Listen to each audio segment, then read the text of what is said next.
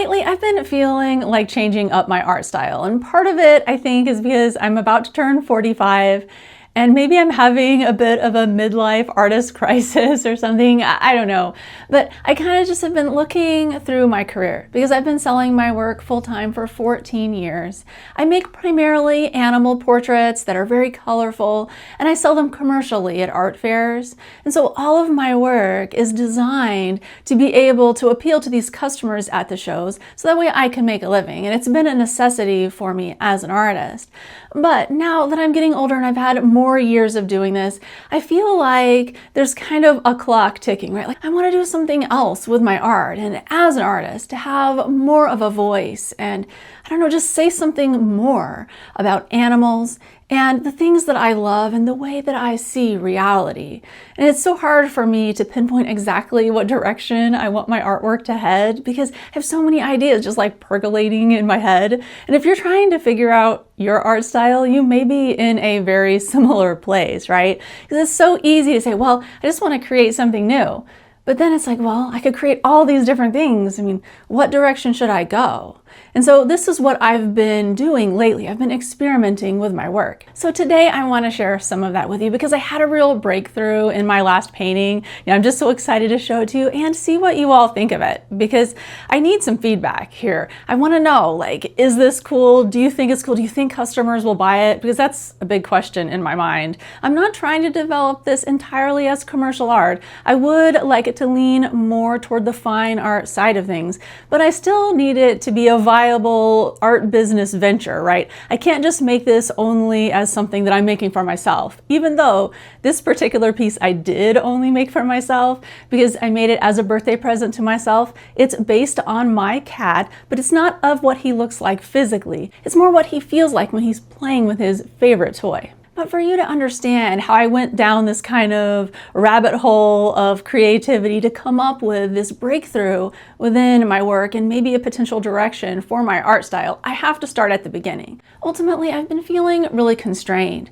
by having a reference photo that I'm always looking at to paint. So that way every painting is celebrating an animal's soul, and I love that. I want to have it look like an actual animal. That's been my goal previously. But I realize within doing that, I'm limiting myself. On the one hand, I'm making some people think I'm only doing animal portraits because that's not exactly what it is. I mean, there is more content to my work. I'm trying to paint what we feel about an animal along with how we see them. But I wanted to be able to take this a step further. My goal moving forward is not just to paint how an animal feels and how they look, but also give the viewer a way to understand how an animal is thinking, or perhaps how they are experiencing reality. Like with our pets, for example, we think we know what they're thinking sometimes, like if they're begging for a treat or maybe asking to play. But we don't 100% know how they're experiencing reality. But wouldn't it be cool if you could look at an artwork that would give you a sense of what it is to be in their mind while they're having a particular experience or doing a certain activity? My cats have lots of toys.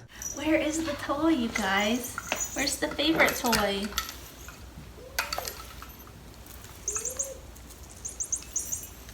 It's like a knotted up mess. I mean, this is just awful. Who would have thought that this toy would have been his favorite out of all of those? But it is.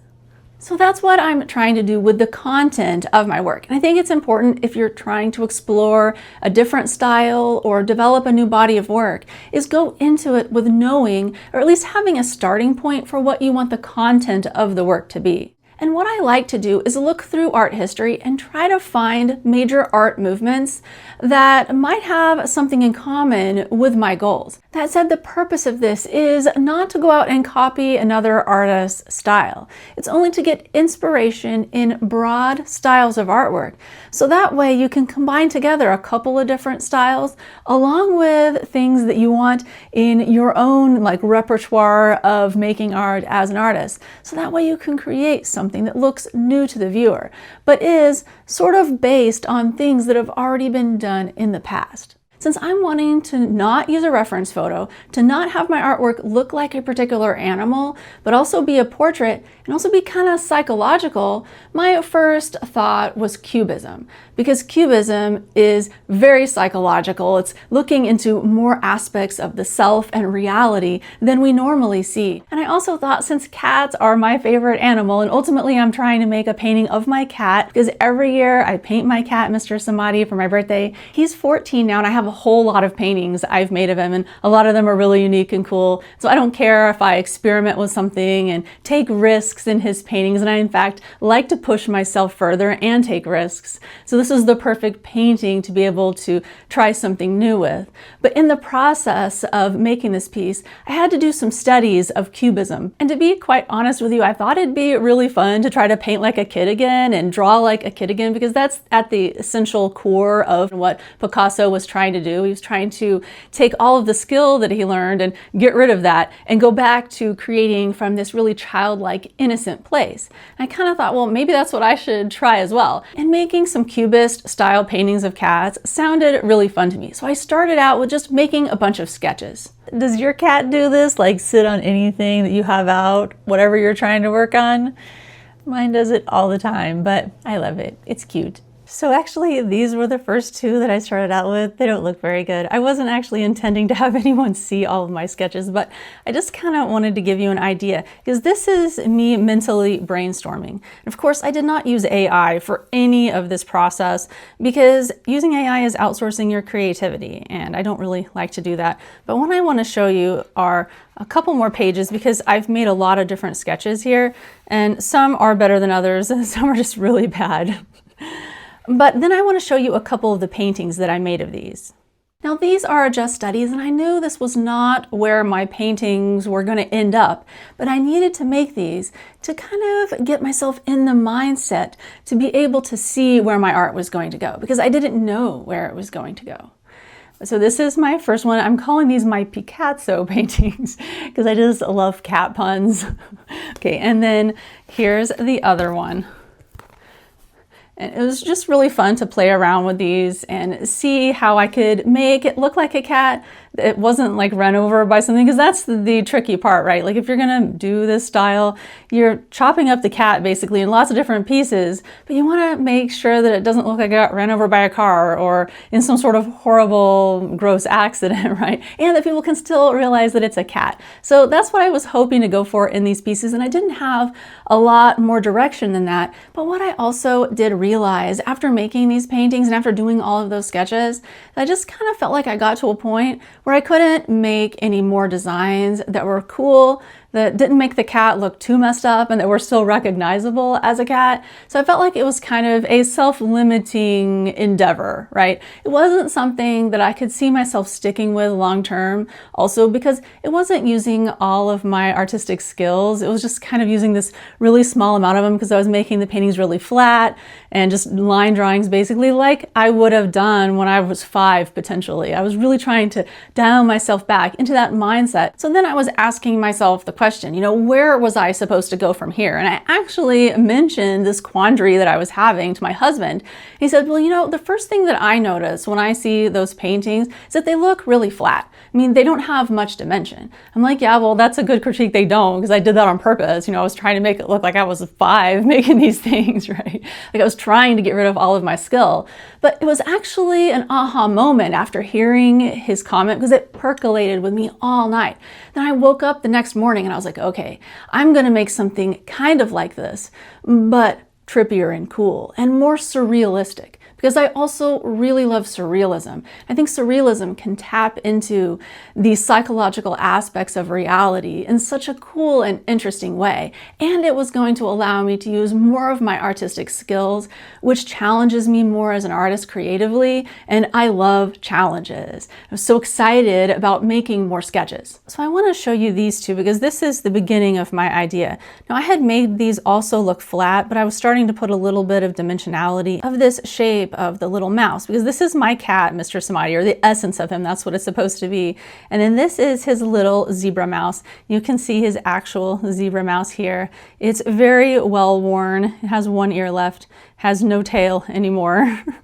But he loves this mouse. It's his very favorite toy. He likes to run and fetch it up the stairs in our house.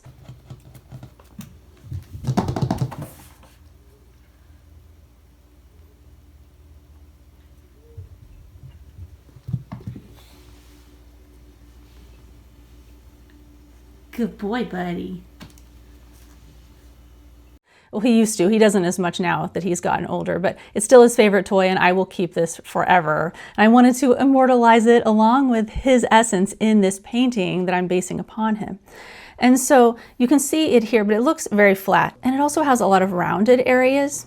So then what I did was come down here, and I thought, well, what if I made this more square, and I could make this kind of like a block, and then more of a square kind of cutout line here. And I was kind of also thinking about having the feet placed three-dimensionally. So then I took that and drew more up here. And I really put more three-dimension. Ignore this, because this was actually part of this sketch down here, which I never made it into anything yet. Maybe I will eventually. But you can see this one has a lot more three-dimensionality to it. But I also wanted to set him in space. So you can see I've got a horizon line there, because when you are making perspective type drawings like this, it's better to have a horizon line defined so you can actually make everything look right. But then you will see what I made in the painting. And I'm sharing all of this because if you're trying to find your art style or make a new art style or collection for yourself, it is really helpful to sketch lots of things out and try out things and not be afraid to fail. Like I did in those Cubist cat paintings. I didn't care what they turned out like. I made them on panels, so they didn't cost a lot of expense, and I knew they were just going to be studies. But it's fun to experiment, and you never know where those experiments are going to take you. Because without having made those Picasso paintings, I never would have been onto this new idea. My next step was to print out my sketch and then use it to trace on an underdrawing on my canvas. I did this rather than redrawing everything out because it just speeds up the process. If you're wanting to know how to trace a drawing onto a canvas, I have a great tutorial for that. I will link it down below. After I finished up with the tracing, I wanted to make sure to add a few more elements. So I did sketch on some of the things, like the really big mousey on the left, and then the little version of my cat hunting the mousey down in the distance. So I wanted to have some overlap in there so that it created a sense of depth. I also wanted to make sure that the horizon line kind of faded off into the distance. So there's a little bit of atmospheric perspective. Adding these things really gives depth to a painting. And as I was working on the piece, I wanted to make sure to let myself come through, like at least part of my old art style. And part of that is really bright rainbow colors. So I wanted to make sure to use those in this piece, but also have it feel elevated or a little more mysterious than what I've traditionally painted before. This way the viewer can bring something to the experience of seeing the piece. And you've got to admit, as you see this progressing, it is a little bit unusual, and the viewer is going to think more about this work than my previous animal portraits. And I gotta say, I think it's so cool how this piece turned out. I tried to put a lot of the things that I've learned over the years from a skill standpoint in it. I tried to put clouds and grass, but I made them look more impressionistic and abstract because I wanted it to be a juxtaposition between how I did these background areas and the dialed in preciseness of Mr. Samadhi, or the essence of him playing, because that's kind of what I'm hoping it represents. And mind you, none of this looks real, like a real cat, on purpose. You know, I made him look obviously more kind of sketchy, cartoon-like back here looking, and he's all purple. He does have his little M stripes if you look really close. But then up here in this part, I'm hoping it represents what he loves about playing, right? The childlike nature of his mind when he's thinking about hunting his zebra mouse. And of course I had to make zebra mouse with its tail again because, well, he ripped it off years ago. But if he were playing in his idyllic world with his zebra mouse, he would have loved it to have the tail again, because he loved that tail, and that's why he chewed it off, to be honest. I also put his whiskers in here, and he has black and white whiskers, so I put the black and white in his whiskers. I also really love the idea that you're kind of breaking open his mind and seeing inside, and inside there's this little third eye, which is a different color than his eyes. And these eye colors here are representative of his actual eye color, but this one isn't, right? It's seeing more, maybe seeing deeper into the hunt of his favorite toy. So what do you think? Will customers want to purchase this, or is it too weird for art fairs? Because that's one of the quandaries that I've been going through. I love this direction of my work. It feels like I can express something about myself and something that I know about animals and my relationship to animals in such an interesting way. And I just love surrealism. I always have, because, well, I'm a psychologist by traditional training. I have a master's degree in psychology. So anything that allows me as a psychologist to see deeper into any part of reality, I'm really into. So I love how psychological this feels. But I think some customers are not going to like this. They're going to see this and be like, what is that? That's so weird. They've never seen anything quite like this before, probably, especially the people who are walking through the art fairs in Kansas. And a lot of my customers are like older women who have cats. Will the older women clients that I normally have as like really good customers in my business, will they like this?